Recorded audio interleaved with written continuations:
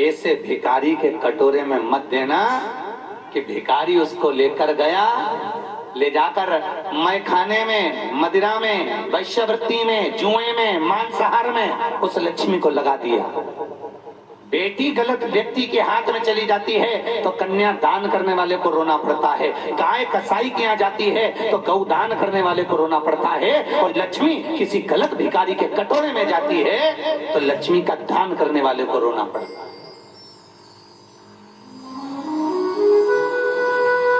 दान करना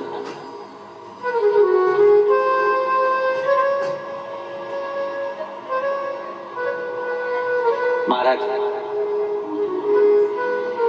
आती के दिल्ली की एक बार विवेक विहार में कथा कर कर हम जब जा रहे थे दिल्ली से, तो हमारी निजामुद्दीन से ट्रेन थी। हमने देखा एक व्यक्ति चौराहे पर कांच साफ करने के लिए बच्चे आए और उन्होंने कांच नीचे करा, उन्होंने रोक दिया, उसके हाथ में ऐसा कैसा ही जब हम ट्रेन में बैठकर चले तो एक बच्चा छोटा सा आया, उसने अपना कपड़ा उतारा, कपड़ा उतार कर ट्रेन में सफाई करी, सबसे मंगा चला। वही बच्चा आपसे रुपए तो ले लिया, अगले स्टेशन पर उतरा, कोई सूंघने की वस्तु नहीं, सूंघ सूंघ कर नशा कर कर कर ना जाने कब वो मर गया। उसके मरने में 1 रुपया तुम्हारा भी लगा है, इसलिए मरते समय तुमको भी भोगना पड़ेगा। गाय, बेटी और लक्ष्मी 50 बार विचार करो कि किसको दे रहे हो, किस जगह पर प्रदान कर रहे हो, किस जगह पर दी जा रही है, किस जगह पर लगाई जा रही है, किस जगह पर हम उसको दे रहे हैं। रोना पड़ा।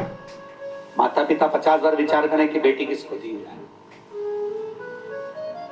समुद्र देवता ने बेटी, ये अष्टलक्ष्मियां हैं। कितनी लक्ष्मी है? अष्टलक्ष्मी। समुद्र देव ने लक्ष्मी का विवाह करने से पहले 9 रात्रि तक विचार करा था कि लक्ष्मी किसको दी जाए। वो 9 रात्रि हिंदू धर्म में आज भी गिनी जाती है, 9 रात्रि के रूप में। आज भी देवी की आराधना होती है वो 9 दिन, आज भी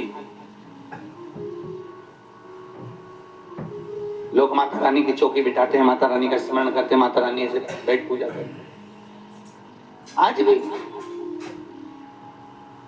तो माता ख्याति ने विचार करा कि मैं लक्ष्मी दूं तो दूं किसको, इस लक्ष्मी को किसको प्रदान किया जाए। तो लक्ष्मी को देना है तो माता ख्याति ने विचार कर लिया था कि मेरी बेटी को मैं त्रिगुणाकार को, शिव शंकर को, कैलाशी को, अविनाशी को, शंकर को प्रदान करूंगी, मैं इन्हीं को दूंगी। इतने में भगवान विष्णु ने आकर भगवान शिव से कहा, भोलेनाथ मैं लक्ष्मी को अधिक स्नेह करता हूं, मेरा विवाह लक्ष्मी के साथ हो, आप जाकर बात करिए। ख्याति देवी से भगवान शिव ने बात करी तो माता ख्याति ने जब भगवान शिव से कहा कि भोलेनाथ मैं तो अपनी बेटी का विवाह आपके साथ करना चाहती थी और आप कहते हो कि नारायण के साथ कर दो। हाँ, नारायण के साथ कर दीजिए। नारायण के भगवान विष्णु और लक्ष्मी का विवाह पक्का हो गया, पर लक्ष्मी जी ने एक प्रस्ताव रख दिया भगवान विष्णु के आगे, मैं तुमसे विवाह जब करूंगी जब मेरी बड़ी बहन ज्येष्ठा का विवाह, इस दरिद्रता का विवाह किसी के साथ हो जाए। घर में बड़ी बहन बेटी रहे और छोटी बहन का विवाह हो जाए तो अच्छा नहीं लगे, पहले इसका विवाह होना। अब भगवान विष्णु चक्कर में पड़ गए कि इस दरिद्रता से कौन विवाह करेगा, इस ज्येष्ठा से कौन विवाह करे। भले दिखने में सुंदर है, जितनी लक्ष्मी सुंदर थी उतनी दरिद्रता सुंदर थी, जितनी लक्ष्मी सुंदर उतनी ज्येष्ठा सुंदर, दोनों सुंदरता में परिपूर्ण थी, दोनों अच्छे, बड़ी सुंदर थी। अब इसका विवाह करूं तो करूं कैसे। इतने में भगवान विष्णु ने, दोसाहा मुनि निकल कर जा रहे थे और दोसाहा मुनि को रोका, दोसाहा जी इधर आइए। दोसाहा जी बोले, बोलो नाथ क्या बात है, आप विवाह कर लीजिए। दोसाहा जी बोले, मैं तो सन्यासी हूँ, मैं तपस्वी, मैं साधक, मैं उपासक, मैं विवाह नहीं करूंगा। नहीं दोसाहा मुनि पहले कन्या तो देखो कितनी सुंदर है। दोसाहा मुनि को जैसी ज्येष्ठा देवी दिखाई तो ज्येष्ठा बड़ी सुंदर थी, बड़ी सुंदर। उन्होंने कहा ठीक है, मैं विवाह करने को तैयार हूं। अब दुस्सह मुनि के साथ में दरिद्रता का विवाह हो गया, ज्येष्ठा का विवाह। अब ज्येष्ठा का विवाह हुआ और विवाह होते ही ज्येष्ठा देवी अपने पति के साथ जब ससुराल चली, ससुराल में पांव रखी रही थी, इतनी देर में दुस्सह मुनि के यहाँ तो हवन चल रहा था। ओम ब्रह्मवे स्वाहा, ओम प्रजापते स्वाहा, ओम अग्नये स्वाहा। अब जैसी हवन चल रहा तो दरिद्रता देवी तो मैं 1 मिनट भी नहीं रुकी और कान बंद कर कर तुरंत भागी, पीपल के पेड़ के नीचे जाके बैठ गई। पीपल के पेड़ के नीचे दरिद्रता देवी जब जाकर बैठी, मैं अंदर नहीं जा सकी। तो दुस्सह मुनि ने कहा अपना ससुराल है आपका, चलो अंदर। नहीं, मैं अंदर नहीं जाऊंगा, मैं अंदर नहीं जा सकती, मैं अंदर नहीं पहुंचूंगी। क्यों? क्योंकि यहाँ पर यज्ञ चल रहा है, यहाँ अनुष्ठान चल रहा है। आज भी हिंदू धर्म की रीति है जिसकी यहाँ पूजन होती है, पाठ होती है, अर्चना होती है, भगवान का भजन होता है, कीर्तन होता है, सुबह शाम आरती होती है, कपूर का प्रज्वलन होता है। उसके घर में कभी दरिद्रता प्रवेश नहीं करती, मां कभी ज्येष्ठा नहीं जाती, कभी दरिद्रता नहीं जाती, वो अंदर जाने। अरे अंदर चलिए, नहीं, नहीं, मैं अंदर नहीं जाऊंगी, आप यज्ञ बंद करवाओ, आप ये अनुष्ठान बंद करवाओ तो मैं अंदर जाऊंगी। दरिद्रता जाकर पीपल के पेड़ के नीचे बैठ गई। दरिद्रता देवी पीपल के पेड़ के नीचे बैठी, इसलिए आज भी हिंदू धर्म में पीपल का पेड़ घर में नहीं लगाया जाता। अब लक्ष्मी और नारायण का विवाह हो गया। लक्ष्मी जी ने नारायण से कहा प्रभु अपना विवाह हो गया, मेरी बहन की शादी हो गई, बहुत दिन हो गए मिल के नहीं आए, चलो ना दोनों मिल के आए, चलो। भगवान ने कहा चल। अब तुम किसी के यहाँ जाओगे तो ईमानदारी से बोलना, मिठाई लेके जाओगे कि 1 किलो नींबू लेके जाओगे? मिठाई ले जाओगे ना। अब लक्ष्मी जी में मिठाई का डब्बा लेकर चली और जब माता लक्ष्मी मिठाई का डब्बा लेकर पहुंची, दीदी, ओ दीदी, ज्येष्ठा ने कहा लक्ष्मी तू आई है? हाँ ले दीदी, मैं तेरे लिए लेकर आई हूं। और जैसे ही दरिद्रता ने मिठाई के डब्बे को खोला तो उसमें मिठाई थी। इतने में तो दरिद्रता आग बबूला हो गई। अरे यो लक्ष्मी, तेरा विवाह नारायण के साथ हो गया तो मुझे दिखाने के लिए आई है, और तुझे मालूम नहीं तेरी बहन क्या खाती है? जी जी मुझे मालूम है, तुझे खट्टा और तीखा पसंद है, पर मैंने सोचा कि तेरी शादी हो गई है, अब तो तुझे मीठा पसंद आएगा। उठाकर मिठाई का डब्बा फेंक दिया नीचे। मिठाई का डब्बा नीचे फेंका और जैसे ही मिठाई का डब्बा नीचे फेंका, फेंकते ही लक्ष्मी तुझे ये ज्ञात नहीं है कि मैं क्या खाऊंगी? लक्ष्मी जी बोली मुझे मालूम है तू खट्टा और तीखा खाती है, पर मैं करूं तो करूं क्या? मैं क्या कर सकता, मैं क्या करूं बता। मुझे लगा कि तुम मीठा खाती होगी इसलिए लेकर आ गए। लक्ष्मी तूने मेरा अपमान करा है। कई दुकानों पर, कई घरों के बाहर आपने नींबू मिर्ची टंगा हुआ देखा है? अरे बोलो तो, देखा है? तो दुनिया के लोग कहते हैं नजर को लगने नहीं देता। नींबू और मिर्ची नजर के लिए नहीं लगाया जाता। शिव महापुराण में लिखा है नींबू मिर्ची इसलिए लगाते हैं कि लक्ष्मी और लक्ष्मी की बड़ी बहन दरिद्रता, ये प्रतिदिन, इनको रोज का आशीर्वाद है, रोज का नियम है कि ये प्रतिदिन हर व्यक्ति के घर में जरूर जाते हैं। कौन कौन? लक्ष्मी और दरिद्रता। और दरिद्रता दोनों घर में जाते हैं। प्रत्येक मनुष्य के घर में, प्रत्येक मनुष्य की दुकान पर, प्रत्येक मनुष्य के ऑफिस में, प्रत्येक मनुष्य के व्यापार में, जहां वो लक्ष्मी की इनकम होती है वहां पर लक्ष्मी और दरिद्रता दोनों आते हैं। पर जो दुनिया के चतुर लोग हैं जिन्होंने शिव महापुराण की कथा सुन रखी है, वो नींबू और मिर्ची को दरवाजे पर बांध देते हैं और मिठाई का डब्बा फ्रिज के अंदर रख देते हैं। क्यों? क्योंकि लक्ष्मी अंदर चली जाए और दरिद्रता बाहर की बाहर खाके निकल कर बाहर की बाहर चली जाए। जो चतुर है वो नींबू मिर्ची बाहर की बाहर टांग कर दरिद्रता का पेट भर देते हैं कि वो यहीं से खाकर यहीं से बाहर चले, वो यहीं से।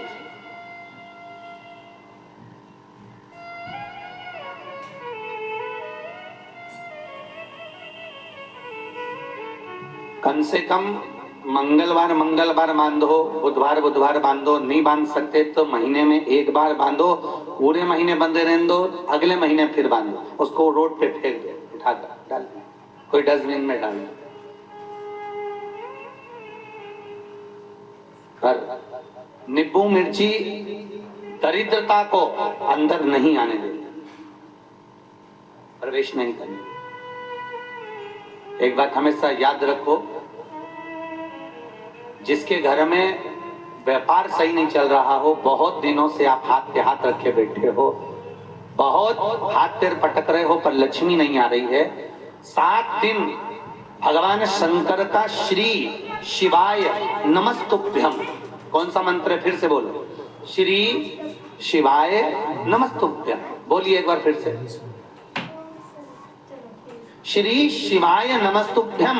इस मंत्र को बोलकर देसी कपूर लेकर घी में डुबोकर घर के दोनों दरवाजे पर, मुख्य दरवाजा जहां से आप अंदर प्रवेश करते हो, वो दरवाजे के बाहर तो दिए रखकर रोज शाम के समय छोटा छोटा टुकड़ा श्री शिवाय नमस्तुभ्यम कहकर एक काली मिर्ची डालकर जलाना प्रारंभ कर दो। 7 दिन में तुम्हारा व्यापार धड़ाके से चलना प्रारंभ हो जाएगा। कुछ नहीं करना, किसी के चक्कर में नहीं पड़ना, कहीं नहीं जाना, बस केवल आपको कपूर घी में डुबोकर काली मिर्ची के साथ जलाना,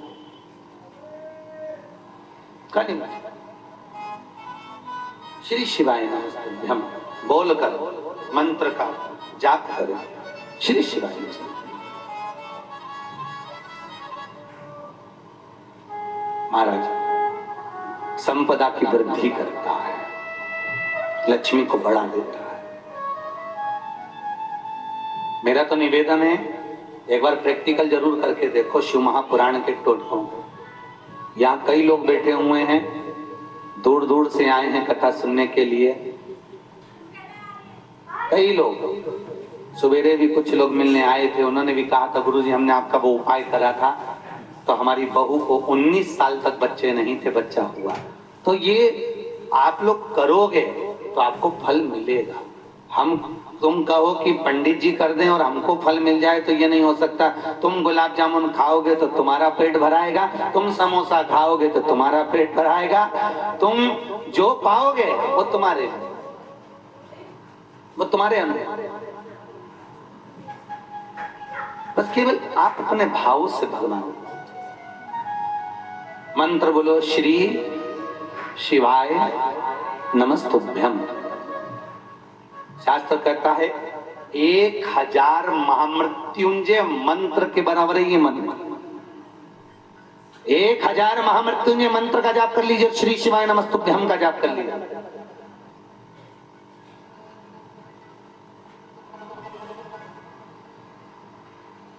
मूल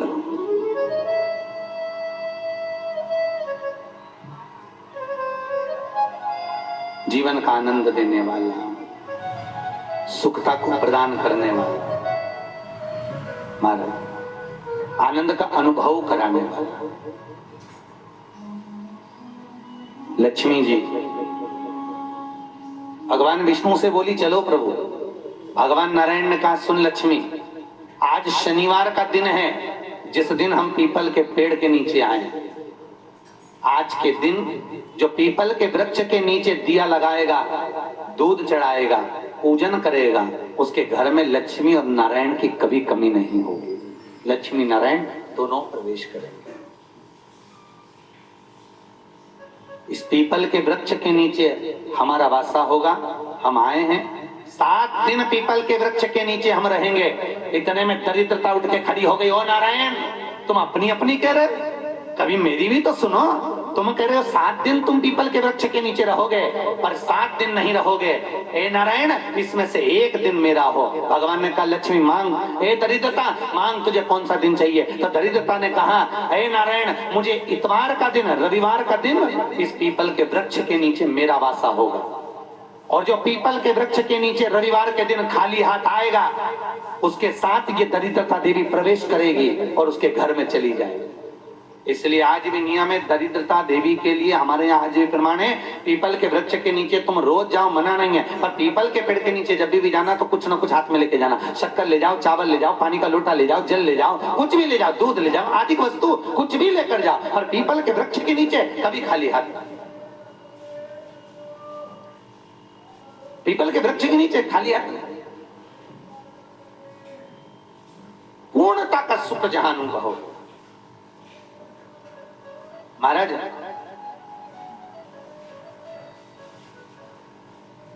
जो जीवन का सुख का आनंद देने वाला